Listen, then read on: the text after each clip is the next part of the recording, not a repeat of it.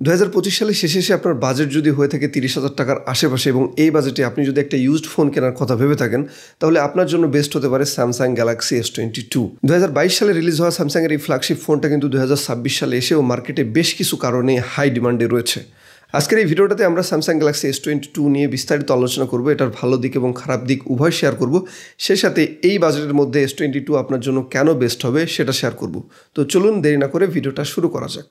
চলুন প্রথমে এই ফোনটার ডিজাইন এবং বিল্ড কোয়ালিটি নিয়ে কথা বলি। এই ফোনটা হাতে নেওয়ার পর প্রথমে যে ব্যাপারটি আপনার কাছে খুবই ভালো লাগবে সেটা হচ্ছে এই ফোনটা বেশ পাতলা, অর্থাৎ মাত্র 167 গ্রাম ওজন এই ফোনটার। সে সাথে ফোনটা কিন্তু বেশ স্লিম, এটার থিকনেস মাত্র 7.6 মিলিমিটার। সে সাথে এই ফোনটায় অ্যালুমিনিয়াম ফ্রেম ব্যবহার করা হয়েছে এবং প্রোটেকশন হিসেবে সামনে পেছনে গরিলা গ্লাস ভিক্টাস প্লাসের প্রোটেকশন দেওয়া আছে। তবে পেছনের দিকে গ্লাস হওয়ার কারণে এই ফোনটা কিন্তু বেশ পিছলা, অর্থাৎ এই ফোনটা নেওয়ার পর আপনাকে অবশ্যই একটা কাভার কিন্তু ইউজ করতেই হবে। আপনারা যারা ছোটোখাটো ফোন ইউজ করতে পছন্দ করেন বা কম্প্যাক্ট ফোন ইউজ করতে পছন্দ করেন তাদের জন্য S22 কিন্তু বেস্ট হবে, কারণ এই ফোনটা আপনি এক হাত দিয়ে ইউজ করতে পারবেন এবং ফোনটা কিন্তু বেশ সুন্দর, অর্থাৎ এই সামনের দিকে একদম ন্যারো বেজেল থাকার কারণে কিন্তু এই ফোনটা দেখতে বেশ মানানসই।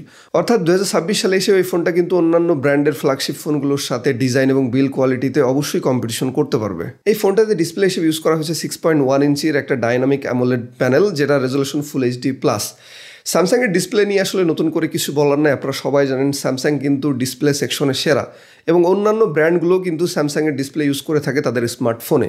এই ডিসপ্লেটা যেমনি দেখতে খুবই সুন্দর সে সাথে কিন্তু খুবই কালারফুল, অর্থাৎ এই ডিসপ্লেটাতে আপনি যে কোনো ধরনের মিডিয়া কনজিউম করে মুভি দেখে বা বিভিন্ন ক্লিপ দেখে কিন্তু খুবই মজা পাবেন। সেই সাথে এই ডিসপ্লেটাতে HDR10+ সাপোর্ট থাকার কারণে আপনি কিন্তু নেটফ্লিক্সের মতো কন্টেন্টগুলো কিন্তু দারুণভাবে উপভোগ করতে পারবেন। সেই সাথে এই ফোনটার ডিসপ্লে 120 হার্জ হওয়ার কারণে এটা কিন্তু খুবই স্মুথ এবং ফাস্ট, এবং এই ফোনটায় কিন্তু ইন ডিসপ্লে ফিঙ্গারপ্রিন্ট ইউজ করা হয়েছে যেটা কিন্তু খুবই ফাস্ট। আপনারা সবাই জানেন স্যামসাং কিন্তু আল্ট্রাসনিক ফিঙ্গারপ্রিন্টটা ইউজ করে থাকে, যে কারণে আসলে আপনি জাস্ট এখানে হাত দেওয়ার সাথে সাথে কিন্তু আপনার ফোনটা আনলক হয়ে যাবে। আপনি যদি আউটডোর এই ফোনটা ইউজ করেন তাহলে এটা কিন্তু আপনি ইজিলি ইউজ করতে পারবেন, কারণ এটাতে 1300+ নিটস ব্রাইটনেস দেওয়া আছে এবং এটা কিন্তু রোদ্রে বা বেশি আলোতে 1800-1900 পর্যন্ত চলে যেতে পারে। এবার যদি এই ফোনটার হার্ডওয়্যার এবং সফটওয়্যার সেকশন নিয়ে কথা বলি তাহলে এই ফোনটাতে চিপসেট হিসেবে ইউজ করা হয়েছে কোয়ালকমের খুবই শক্তিশালী প্রসেসর স্ন্যাপড্রাগন 8 Gen 1। এই প্রসেসরটা দিয়ে আপনি কল অফ ডিউটি, পাবজি কিংবা ফ্রি ফায়ারের মতো গেমগুলো কিন্তু খুবই হাই রেজলিউশনে খেলতে পারবেন।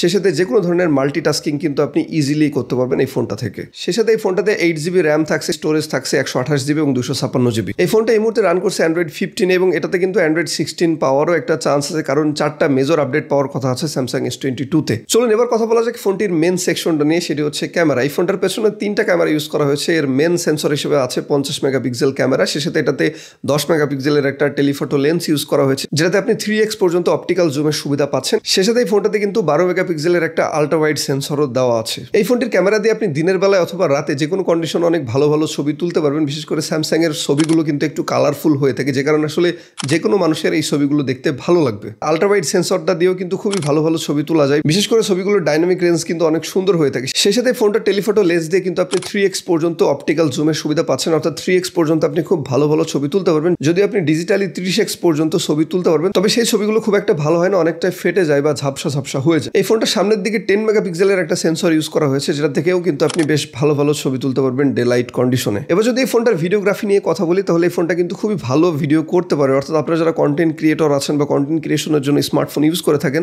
তারা কিন্তু এই ফোনটা নিতে পারেন ভিডিওগ্রাফির জন্য।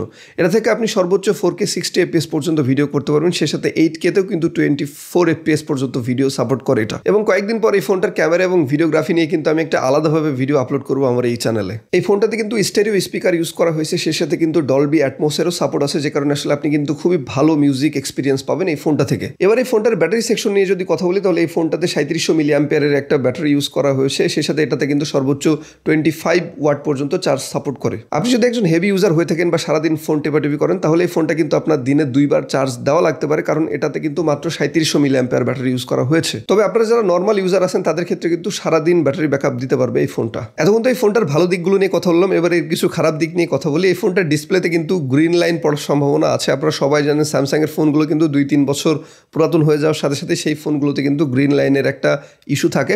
যেহেতু এই ফোনটা 2022 সালে রিলিজ করা হয়েছে, অতএব এই ফোনটাতে কিন্তু গ্রিন লাইনের চান্স থাকছে। এর আরেকটা খারাপ দিক হচ্ছে এর ব্যাটারি ব্যাকআপ, অর্থাৎ এই ফোনটাতে মাত্র 3700 মিলিঅ্যাম্পিয়ারের ব্যাটারি ইউজ করার কারণে এটা কিন্তু খুব ভালো ব্যাটারি ব্যাকআপ দিতে পারে না, অর্থাৎ আপনারা যারা হেভি ইউজার তারা কিন্তু এটা থেকে খুব বেশি ব্যাটারি ব্যাকআপ পাবেন না। এবং বর্তমানে যেসব স্মার্টফোনগুলো আসছে সেগুলোতে কিন্তু 6000-7000 মিলিঅ্যাম্পিয়ার পর্যন্ত ব্যাটারি ইউজ করা হয়েছে, সেই দিক থেকে কিন্তু এটা খুবই কম। তো এই ছিল স্যামসাং স্যামসাং গ্যালাক্সি S22 নিয়ে আমার বিস্তারিত আলোচনা। আপনার বাজেট যদি হয়ে থাকে 30,000 টাকার আশেপাশে এবং আপনি যদি এই বাজেটে একটা ওভারঅল বেস্ট স্মার্টফোন কেনার কথা ভেবে থাকেন, তাহলে S22 কিন্তু আপনার জন্য অবশ্যই একটা বেস্ট ডিল হতে পারে। সো এই ছিল আজকের মতো। নেক্সটে কোন ফ্ল্যাগশিপ ফোনটার রিভিউ আপনারা চাচ্ছেন সেটা অবশ্যই কমেন্ট করে জানাবেন এবং ভিডিওটি ভালো লাগলে অবশ্যই আমার চ্যানেলটি সাবস্ক্রাইব করতে ভুলবেন না। ধন্যবাদ সবাইকে, ভালো থাকবেন।